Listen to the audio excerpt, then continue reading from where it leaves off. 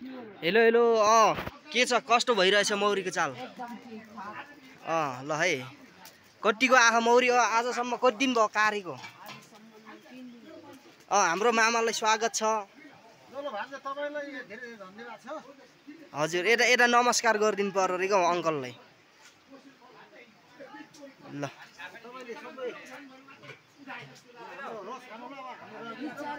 हजुर हजुर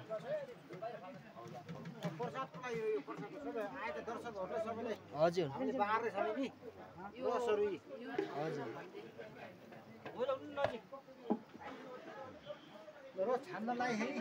हजुर रस छानेको च्याप्प हजुर हजुर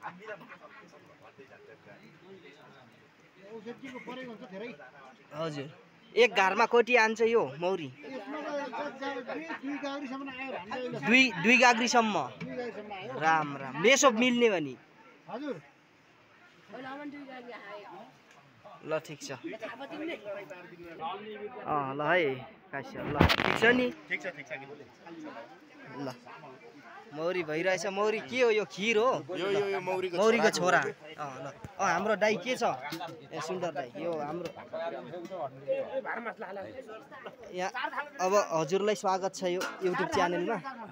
धन्यवाद हजुर यहाँ मौरीको बारेमा अलिकति बताइदिनु पर्ने भयो मौरीको बारेमा त यस्तो हाम्रो परम्पराको यस्तै अब हाम्रो पुर्ख्यौलीको चलनै यही हजुर अहिले हाम्रो गर्दै आएको चलन अहिले हाम्रो फेरि अब हामीले अब परमपुर्खा छोड्न नसके कारण हाम्रो पनि एउटा चासो अनि गुनासो हजुर बुढो पाकाले गरेको चिजहरू अनि यो यहाँ हजुर हजुर यहाँ म कारेको पहिला छामन गइदियो भएन हामीले म छान्नेले तरबाल नचान्छ बि यस्तो पनि रहन्छ हामीले ल रमाइलो कुराहरू हो यो ल ठिक छ यहाँ कति घार जति मौरी छ यहाँ 26 घार छ मौरीको 26 घार होइन ठेगाना हुन्न यसपालि 26 घार हजुर कमसेकम घट्न पनि सक्यो त्यो बढ्न पनि सक्यो उसको एउटा ऊ हो ए ल हाम्रो अङ्कललाई ल 170-80 घार पनि आउँछन् कहिले बेला अब 80 हुन्छ त्यसमा घार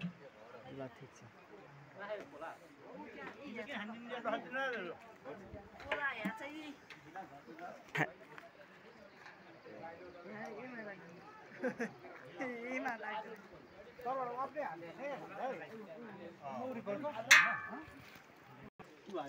यो भात धेरै भित्र रहेछ फर्काथे आज भात होइन भात फर्काएपछि ठिक हो बाबु दाम आयो भने पुगिन भन्दा चाहिँ अलिक हुँदै होइन रोटी